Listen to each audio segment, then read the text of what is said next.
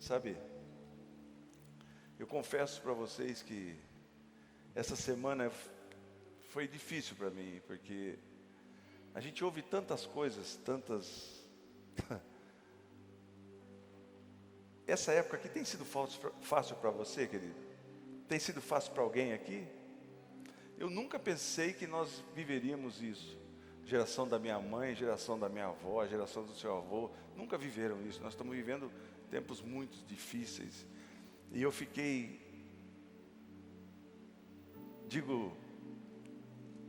bem pensativo, também triste.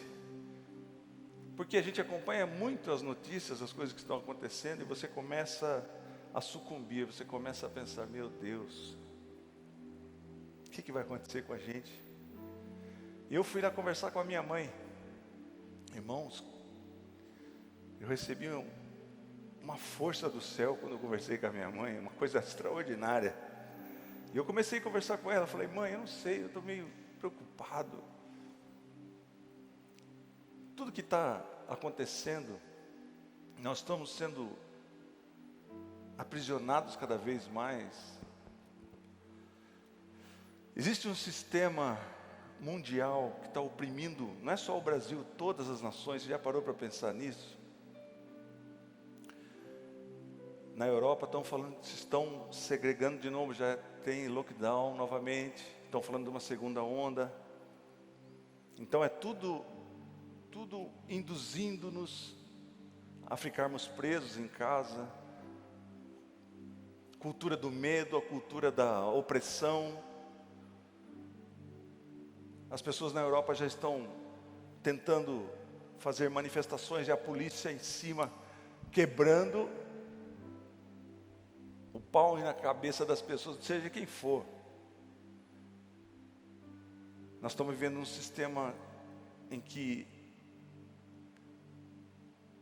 nós estamos vivendo uma pré-tribulação.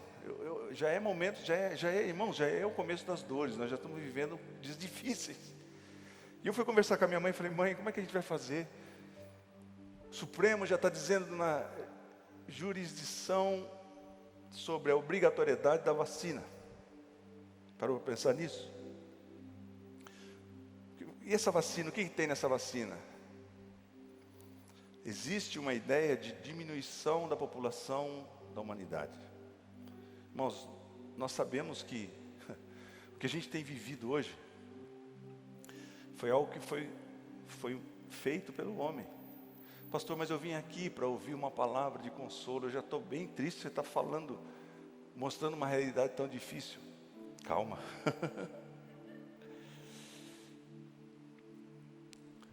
E eu comecei a ficar meio que deprimido. Falei, Jesus amado, o que vai ser? Olhando para os focos de guerra que estão aparecendo, irmãos, é muitos lugares.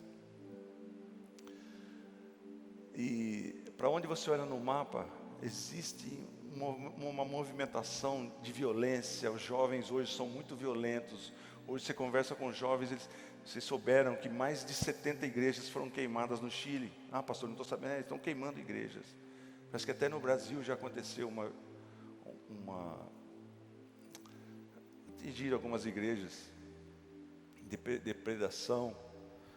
Aí a gente fica pensando, até quanto nós vamos ter essa liberdade de falar do Evangelho? O cerco está se fechando. Cristofobia, até o nosso presidente já falou. O que é isso, pastor Ciro? Se você é cristão, você é inimigo. Escreveram lá, picharam no Chile, morte ao Nazareno. Acho que pode, então eles reconhecem que Jesus está vivo, né? Morte ao Nazareno. E eu fui falar com a minha mãe e falei, mãe, minha mãe colocou a mão na minha cabeça e orou por mim. E nós começamos a conversar sobre a preciosidade da salvação. Você já parou para pensar nisso? Ah, eu sou salvo. A gente não tem a dimensão, nós não temos a dimensão da preciosidade que é isso, do que Jesus fez na cruz do Calvário por mim e por você. Nós não temos. Nós não temos. Nós só vamos saber dessas coisas na eternidade. Quando nós estivermos lá na eternidade, a gente vai saber, Jesus, que coisa maravilhosa, o que o Senhor fez por mim. sem eu merecer. Mas, vivendo nesses dias tão turbulentos, falei, Senhor, eu preciso de um consolo, eu preciso de algo para a minha alma. Porque, irmãos, uma pessoa que tem um pouquinho de raciocínio, ela já começa a fazer um desdobramento das coisas que podem acontecer. Eu, nessa altura da minha vida, eu queria estar vivendo bem, sei lá, viajando mais, fazendo cursos em outros países, buscando algo sempre de inovação, para que as pessoas possam vir para a igreja. A gente não pode. E eu falei com Deus, falei, Senhor, porque quando a nossa cabeça começa a não conseguir mais raciocinar diante dos problemas, nós temos que buscar na palavra de Deus, irmãos, porque senão a gente não vai achar solução, porque parece que a gente fica torcendo para as coisas acontecerem, politicamente falando. Não é possível, será que eles não vão obrigar a gente a tomar essa vacina? Não pode ser, não pode ser. Então o mundo, pastor, tudo bem, o senhor já colocou que nós estamos vivendo um problema tão grande mundial. Você sabe que no mundo, isso é notícias que eu vou mostrar para você. No mundo, os bilionários já compraram lugares nos bunkers. Mostra para nós aí, olha só. É notícia dos últimos dias, viu, irmão? É coisa que a gente está vivendo. Especialista em bunkers diz que os líderes mundiais sabem que o fim do mundo está próximo. Os ímpios estão sabendo, porque eles estão esperando uma nova onda, um novo vírus. Irmão, pastor, que é isso, pastor? Está deixando eu com medo, calma. Milionários procuram bunkers antiatômicos de luxo para fugir do Covid. Eu ia pedir para o pessoal até para mostrar o que é um bunker, pastor Ciro. É um edifício que é no fundo da terra. Não sei se tem um vídeo lá tem uns vídeos, olha só o que é um bunker. Bunker é isso aí, ó. São fortalezas que são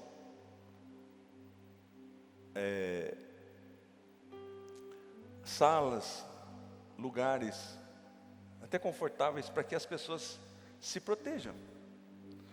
Então você entra dentro de um buraco desse e se protege dos vírus, você se protege de bomba atômica. Essa que é a ideia deles, pastor. E olha só, olha nos lugares nos Estados Unidos onde tem muito desses bunkers, só os milionários. Então na hora certa eles vão receber no seu celular uma informação dizendo, você pode ir para lá, já tem alimento estocado, já tem água. Em Apocalipse, no capítulo 6, do 15 ao 16, diz assim, e os reis da terra, os ricos, e os grandes, e os ricos, e os tribunos, e os poderosos, e todo servo e todo livre, se esconderão nas cavernas, e nas rochas das montanhas. E diziam aos montes e aos rochedos, cai sobre nós, e escondei-nos do rosto daquele que está sentado sobre o trono e da ira do Cordeiro. Será que nós estamos vivendo os últimos dias, irmãos? As pessoas estão com medo. Muita gente está saindo dos Estados Unidos, muitos judeus estão saindo dos Estados Unidos com comércio, com empresas grandes, estão indo para o Canadá, estão indo para Israel, porque estão preocupados que uma guerra civil logo após as eleições. Irmãos, existe um sistema satânico, pessoas, a gente vê lideranças que são usadas por Satanás mesmo para oprimir o povo, e é esse tempo que nós temos vivido. Mas como eu disse para vocês, eu pedi a Deus um consolo. Falei, Senhor, eu quero que o Senhor me console, mas aí eu lembrei, e a gente tem que sempre lembrar, que Jesus falou assim, eu vou para o meu Pai, mas eu vou deixar com vocês o Consolador. Ele vai deixar conosco aqui o Espírito Santo. É nele que nós temos que recorrer. Olha o que diz aqui em 2 Coríntios, no capítulo 1, do 3 ao 4. Bendito seja o Deus e Pai do nosso Senhor Jesus Cristo, o Pai das misericórdias e o Deus de toda consolação, que nos consola em toda a nossa tribulação, em tudo isso que a gente está vivendo, para que também possamos consolar os que estiverem em alguma tribulação. nós vamos ser consolados. E a partir do momento que nós fomos consolados das nossas tribulações, do que nós estamos vivendo, nós vamos também consolar as pessoas. Você crê nisso, querido? Existe o Espírito Santo Consolador, que está aqui nessa noite para consolar o seu coração, para dizer para você: não temas, eu estou contigo todos os dias. Não precisa temer, porque eu estou com você. Você não precisa ir para bunkers. Você precisa estar debaixo das minhas asas. Lá você vai estar seguro, muito mais seguro do que qualquer bunker. Por isso que a palavra de Deus conta a história da nossa existência, do que nós iríamos viver, mas ela já tem, entre aspas, o antídoto para essas provações, para essas tribulações que estamos vivendo. Só que nesse momento nós precisamos, para enfrentarmos isso: pastor, mas eu não tenho, olha, eu sou sem forças. Você fala de Bíblia, mas eu não tenho nem força para olhar para a Bíblia, para entender que o Espírito Santo é o meu Consolador. Então, nós precisamos colocar em ação a nossa fé. Porque esses pensamentos de derrota, esses pensamentos que afligiram a minha mente esses dias, nós temos que tomar uma atitude. Lá em Efésios capítulo 6, versículo 16 diz assim: tomando sobretudo o escudo da fé, no qual podereis apagar todos os dardos inflamados do maligno. Então nós temos que crer em Deus nesses momentos de dificuldade e usar o nosso escudo da fé. Não, eu sei em quem tenho crido. Aí você vai citar a palavra de Deus e vai dizer para você mesmo que os céus e a terra passarão, mas as palavras de Jesus não irão passar. Alguém pode falar qualquer coisa, que você pode ser infectado, que você vai tomar. Irmãos, tem gente que está com muitos irmãos da igreja, não sai de casa, estão até hoje em casa. Muitos não vêm na igreja, tem medo, não vai nas congregações. O espírito de medo invadiu os corações. Só que nós temos muitas esperanças, nós temos muitas promessas que foram deixadas para mim e para você. Segundo Pedro 3,13 diz assim: mas nós, segundo a sua promessa, aguardamos novos céus e nova terra em que habita a justiça. Pastor, nesse mundo aqui está tudo destruído, não, é só injustiça. Então, eu e você, nós temos uma esperança verdadeira em Jesus, que nós vamos habitar num novo céu e numa nova terra, e lá habita a justiça. Hebreus 6,12 diz assim: para que vós não façais negligentes, mas sejais imitadores dos que pela fé e pela paciência herdam as promessas. Está aqui a receita de como nós vamos herdar as promessas: pela fé e pela paciência.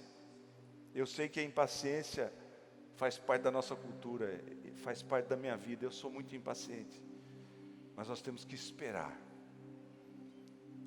Deus agir. Mas Deus não agiu ainda? Não, mas vai aí que você vai utilizar a sua fé, crendo e tendo paciência para alcançar as promessas.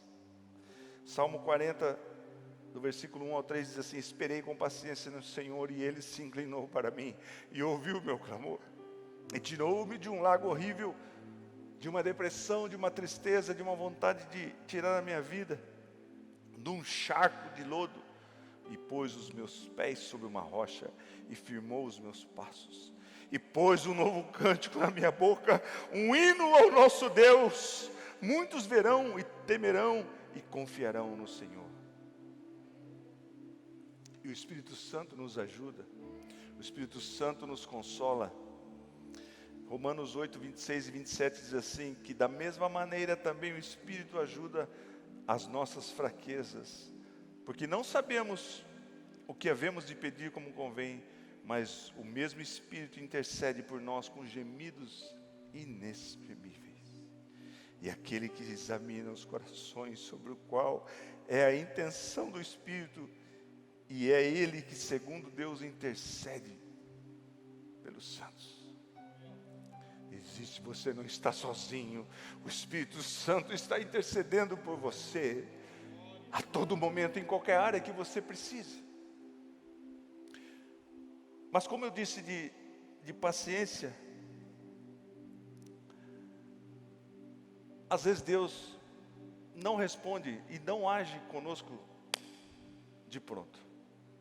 Por isso que Ele está nos ensinando a termos paciência. Nós lemos que lá em João, no capítulo 11, conta a história de Lázaro. Lázaro era amigo de Jesus. Imagine alguém que você frequentava a casa. Jesus comia a comida de Marta, devia ser uma comida gostosa. Maria fazia de tudo para Jesus. Quebrou um vaso de alabastro com um perfume muito caro e ungiu os pés de Jesus, enxugou os pés de Jesus com seus cabelos. Então existia uma afinidade. Jesus amava Lázaro. E Maria e Marta pediram que fossem alguém avisar Jesus que Lázaro estava morrendo. Você sabe da história. E Jesus disse, olha, ele está dormindo. E os discípulos falaram, mas como assim? Eu vou ler aqui o texto. E disse, se puder mostrar o 30 para mim, por favor. João 11, capítulo 30. Dá para ser aí? Então, Jesus protelou. Jesus recebeu a notícia. E Jesus demorou mais 2 dias para chegar no local. Imagine você pede para alguém, vai lá, chama Jesus correndo depressa, porque Lázaro está morrendo. Aí chega a pessoa, e aí, você avisou Jesus? Eu avisei. Mas cadê ele? Estou na expectativa, estou vendo só você, cadê Jesus? Não, ele não veio. A gente esperou 2 dias. Por que Jesus protelou isso? Por que Jesus protelou? Olha, pois Jesus ainda... Então Jesus, depois de 2 dias, resolveu chegar até lá e... Lázaro já tinha morrido há 4 dias. Estava no túmulo. Diz assim, pois Jesus ainda não tinha chegado à aldeia, mas estava no lugar onde Marta o encontrara. Continuando. Vendo, pois, os judeus que estavam com ela em casa, a consolaram que Maria apressadamente se levantara e saíra, e seguiram-na dizendo, vai ao sepulcro para chorar ali. Tendo, pois, Maria chegado onde Jesus estava, e vendo, lançou-se aos seus pés, dizendo-lhe, Senhor, se tu estivesses aqui, meu irmão não teria morrido. É uma atitude de desespero. Ali não existia mais confiança nenhuma. Ali foi um ato de desespero. Ela se jogou aos pés de Jesus e disse isso. Continuando. Jesus, pois, quando viu a chorar, também chorando os judeus, porque muitas pessoas foram de Jerusalém até Betânia, e foram consolar Maria e Marta. E quando Jesus, pois, quando viu chorar e também chorando os judeus que com ela vinham, moveu-se muito em espírito e perturbou-se. Ó, Jesus sentiu. Jesus ficou constrangido, abalado, e disse, onde o puseste? Disseram-lhe, Senhor, vem e vê. Aí levaram no túmulo. Jesus chorou. Esse é o versículo mais curto que existe na Bíblia. Você imaginou? Consegue imaginar Jesus chorando? Para alguém colocar isso na Bíblia, porque Jesus chorou muito. Jesus chorou em prantos. Isso revela o amor de Jesus por nós. Jesus tem esse sentimento muito grande por mim e por você. E Jesus chorou. Disseram depois os judeus, vede como amava. Aí foi tanto o choro de Jesus que impressionou os judeus. Falaram, puxa, ele amava demais Lázaro. E alguns deles disseram, não podia ele, que abriu os olhos do cego, fazer também com que este não morresse? Jesus, pois, movendo-se outra vez muito em si mesmo. Olha só, relatando novamente que Jesus estava triste pela situação. Mas esse não é o final da história. Veio ao sepulcro e era uma caverna e tinha uma pedra posta sobre ela. Disse Jesus, tirai a pedra, Marta, irmã do defunto. Disse, Senhor, já cheira mal. Que vergonha, meu Deus. Imagina você ter um familiar que está morto. Não, não mexe. Você sabe o que é? O Éder sabe. O Éder deve saber o que cheira um defunto. Um animal, você já viu um animal que está morto? O cheiro é muito forte. Disse-lhe Jesus: não tenho dito que se creres verás a glória de Deus? Jesus está dizendo para mim e você, e para você nessa noite. Ele já não disse para você que se você crer, você vai ver a glória de Deus? Todos nós temos algum Lázaro morto na nossa área. Fazendo uma analogia.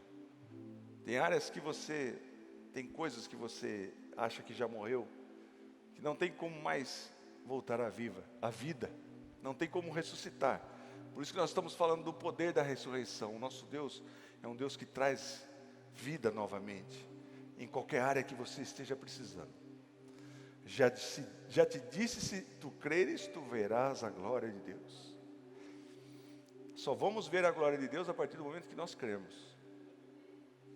Você vai olhar para o túmulo, vai olhar para a coisa morta, já fedendo, já cheirando mal. Muitas coisas da nossa vida, às vezes até está cheirando mal. Você pensa, isso aqui eu nunca vou poder viver de novo. A minha casa não vai ter aquela paz que tinha. Parece que morreu aquilo. Mas Jesus está dizendo para mim e para você: se tu creres, tu verás a glória de Deus. Então, tiraram, pois, a pedra de onde o defunto jazia, e Jesus, levantando os olhos para cima, disse: Pai. Jesus sempre agradecia.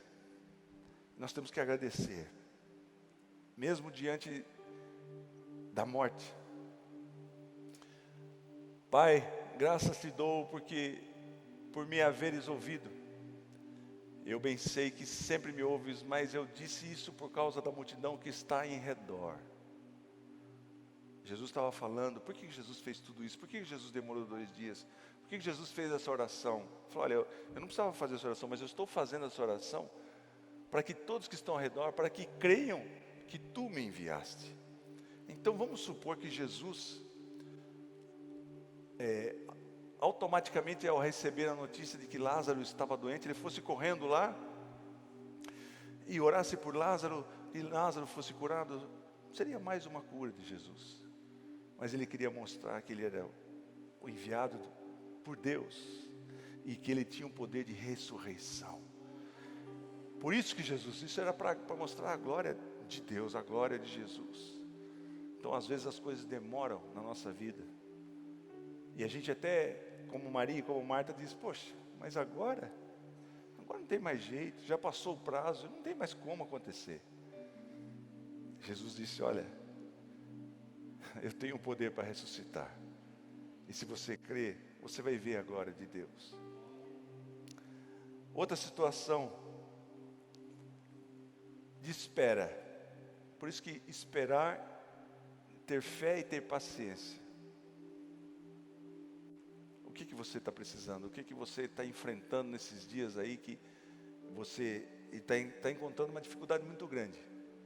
E hoje a palavra de Deus está me ensinando e te ensinando que nós devemos ter fé e paciência. Outra questão de paciência, olha só, paciência e humildade, porque nós somos cheios de si, né? A gente é o bonzão, e na verdade nós não somos nada. E quando nós nos humilhamos de verdade diante de Deus, Deus responde as orações. E a gente pensa que a gente já se humilhou diante de Deus, mas vamos fazer um comparativo com a mulher cananeia, lá em Mateus no capítulo 15.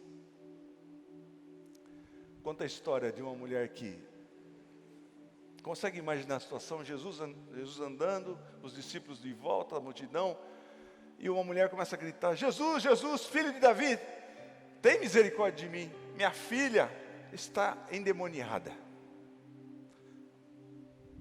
Qual foi a reação de Jesus? Eu acredito, irmão, Jesus estava de costas para ela, nem olhou para ela, ignorou. Às vezes nós somos ignorados, e a primeira reação nossa é, esquece, não quero mais saber, Deus não está me ouvindo, minha oração não é respondida.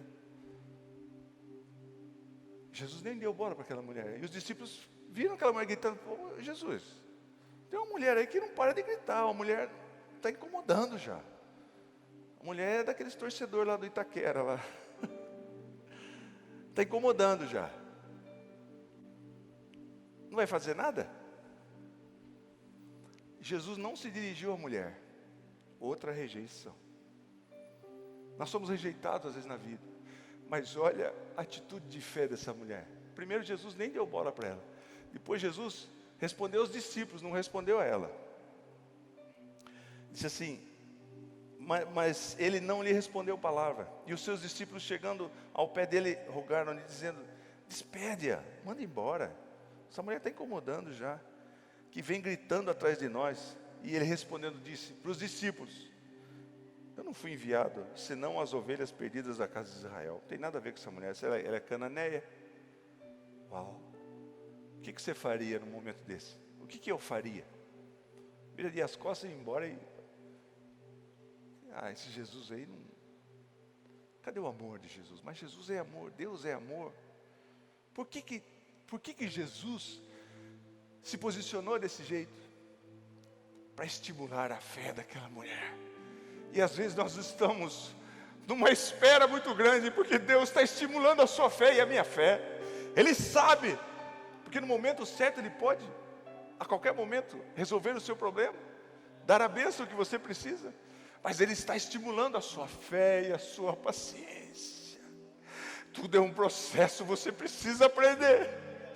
Não é de bate-pronto pedir, Deus está aqui, ó. Não. Existe um processo para a gente aprender a ter fé e paciência.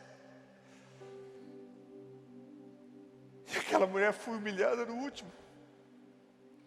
Jesus não se dirigiu a ela. E aquela mulher continuou clamando, Jesus, filho da vida. E olha o que diz a palavra de Deus aqui, ó. Então chegou ela e o adorou e se jogou aos pés de Jesus e disse, socorre-me. Sabe que muitas vezes quando nós não temos resposta de Deus, parece que o céu está de bronze, você desiste de clamar. Mas essa mulher não desistiu. E num desespero, porque era a filha dela, eu faria isso também pela minha filha.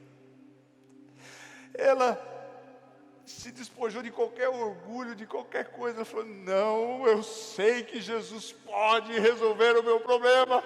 Eu sei que Jesus pode fazer o milagre da minha filha. Eu não aguento mais ver minha filha endemoniada.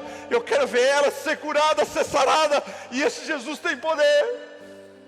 Mas Ele já me humilhou 2 vezes. Socorre-me. Só que não parou por aí. Poxa, depois disso, Jesus ia poder falar, puxa vida, que mulher de fé, olha, ele está aqui, se humilhou, vai ser abençoada. Mas Jesus continuou o processo com aquela mulher. Então ela o adorou dizendo, Senhor, socorre-me. Ele, porém, respondendo, disse, olha, meus irmãos, é um soco na cara a cada hora. Então, porém, respondendo, disse, não é bom pegar o pão dos filhos, deitá-lo aos cachorrinhos. Sua cachorrinha.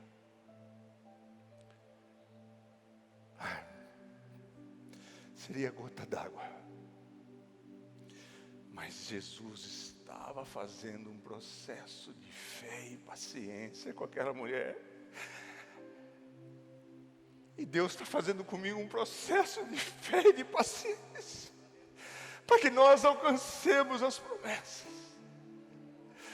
Rejeitada novamente. Como é que eu vou tirar um pão que vou dar para você, que para mim você é um cachorrinho. Só que Jesus amava aquela mulher.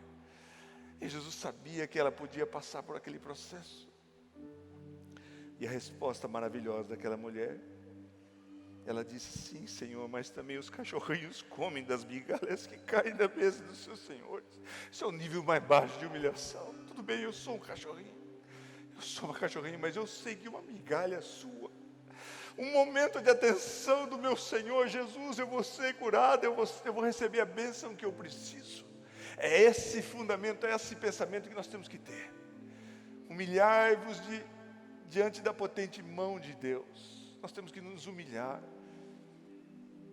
Às vezes qualquer coisa, a pessoa mimimi, o pastor olhou feio para mim, não me cumprimentou, já sai da igreja, religioso. Eu fui na igreja lá, mas o diácono me chamou a atenção, mimimi. O que é perto dessa humilhação que essa mulher sofreu? Não é nada. E às vezes nós somos rejeitados também, nós somos criticados. Hoje em dia é muito fácil ser criticado pela internet, é muito fácil. Só que se a gente fizer um comparativo com essa mulher aqui, a gente é muito orgulhoso, a gente não quer passar pelo processo da fé e da paciência. Para nós alcançarmos as promessas, temos que ter fé e paciência e nos humilharmos diante de Deus. E o que aconteceu com aquela mulher? Então respondeu Jesus e lhe disse: ó mulher, grande é a tua fé, seja isso feito para contigo como tu desejas. Uau! Não como eu estou mandando, não, mas como tu desejas. Como é que você quer que seja feito? Como tu desejas? Você quer que Jesus fale para você do jeito que ele falou para a mulher? Seja feito como tu desejas, seja feito como você quer, mas tenha fé e tenha paciência. E desde aquela hora a sua filha ficou sã. Nesses dias de tribulação que estamos vivendo, precisamos ter fé e paciência, sabendo que Deus cuida de nós. O salmista, falando sobre a bondade de Deus, Salmo 136 só fala disso: louvai ao Senhor porque Ele é bom, porque a sua benignidade dura para sempre. Louvai a Deus dos deuses, porque a sua benignidade dura para sempre. Louvai ao Senhor dos senhores, porque a sua benignidade dura para sempre. A sua bondade, o seu amor. Aquele que só faz maravilhas, porque a sua benignidade, porque o seu amor dura para sempre. É isso que nós temos que ler para nós. No momento de impaciência, no momento de falta de fé, buscarmos na palavra de Deus esses recursos espirituais para que a gente continue o processo de fé e de paciência. Você vai vencer todas essas tribulações que estão acontecendo com você. Nós vamos receber um novo céu, uma nova terra. Vamos receber as promessas de Deus. Só voltando àquele versículo.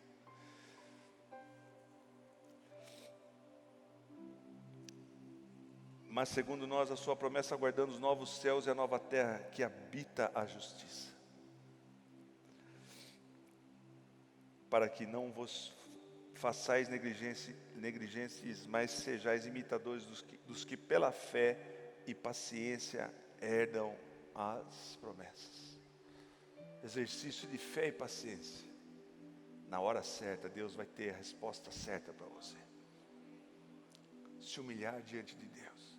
Usar como exemplo essa mulher, que se humilhou até a última instância.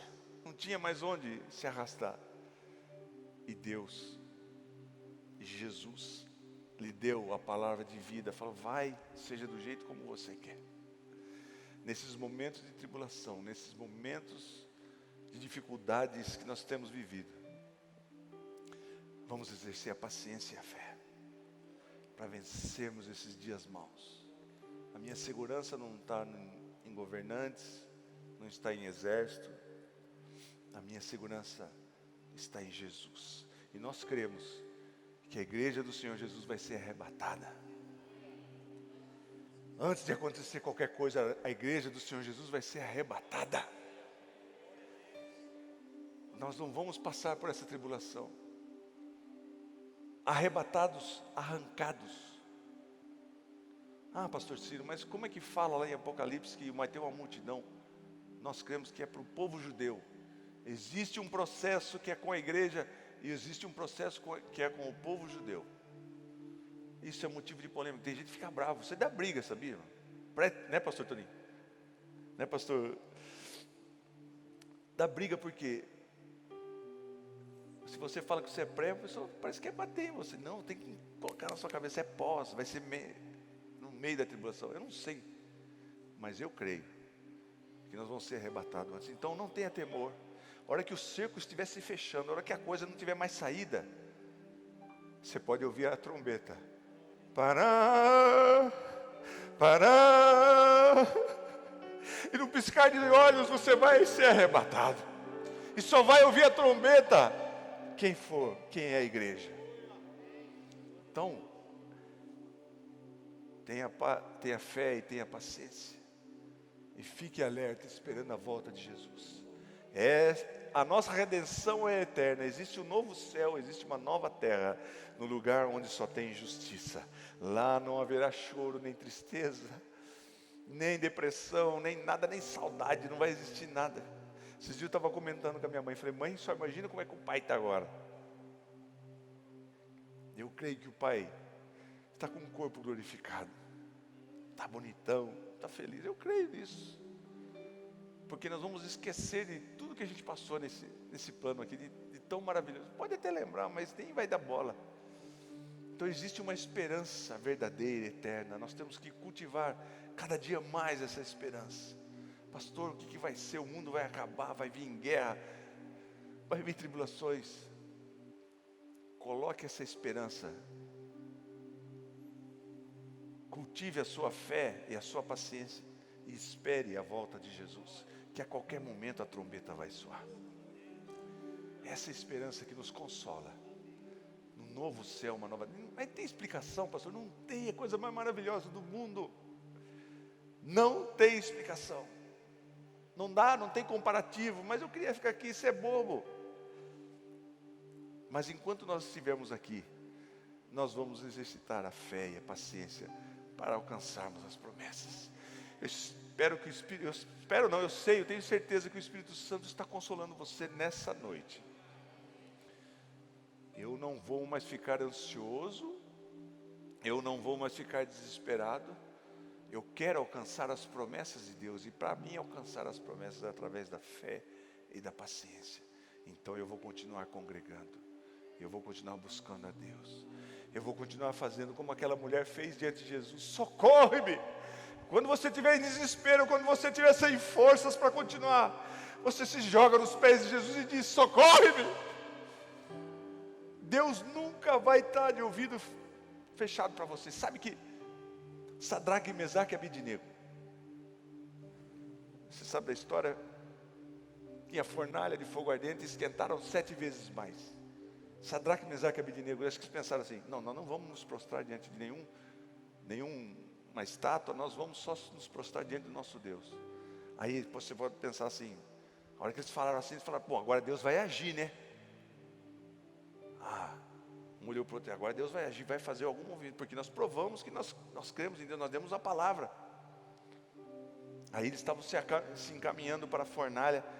Aí na porta da fornalha, aquele fogo ardente, eles deviam pensar assim: não, agora Deus vai agir. Tem que ser agora. Não, porque nós vamos entrar na fornalha, tem que ser agora, tem que ser já. Não, mas eles entraram na fornalha. Só que lá na fornalha apareceu um quarto homem, andando no meio junto com eles, era Jesus. Então você pode estar no meio da tribulação, no meio do fogo, mas Jesus vai estar com você. Que às vezes você pensa assim: mas Jesus tinha que ter ouvido ali tinha que resolver a situação antes dele entrar na fornalha. Não, Deus até permite que eu e você entremos na fornalha, mas Ele vai estar junto comigo, com você. Nenhum fio de cabelo você vai se chamuscar, nem cheiro de fumaça vai ter na sua roupa. Então nós temos que nos revestirmos da fé, pensarmos, meditarmos na palavra de Deus para vencermos esses dias, exercitando a fé e a paciência, buscando a Deus, se humilhando diante de Deus. Ah, pastor, eu não sei, as coisas não acontecem para mim, me dá oração, ora por mim. Por que você não ora por você? Por que você não se fecha no seu quarto e busca Deus? Por que você não clama por socorro? Ah, eu quero que façam por mim. Não, Deus quer um relacionamento comigo, com Ele e com você, pessoal. Ele quer que você passe pelo processo para você entender esse relacionamento de pai com filho. Talvez nós não consigamos as coisas porque a gente não clama. Jesus falou sobre a parábola do juiz, o juiz severo, o juiz mau, o juiz injusto. E tinha uma viúva que pedia toda vez lá para ele. Ele falou: essa mulher, não vou dar bola para essa mulher, nunca vou. Mas de tanto que ela insistiu, esse juiz mau, esse juiz injusto, viu a causa daquela viúva. Quanto mais o nosso juiz, que é juiz bom. Então tenha fé e paciência. Continue clamando para o juiz justo, que ele vai responder a sua oração. Pai Celestial, nós te agradecemos, Jesus, porque o Teu Espírito Santo falou conosco nessa noite. Não precisamos ficar ansiosos por coisa alguma. Temos que exercitar a nossa fé e nossa paciência para alcançarmos as promessas. Porque o Senhor não está dormindo.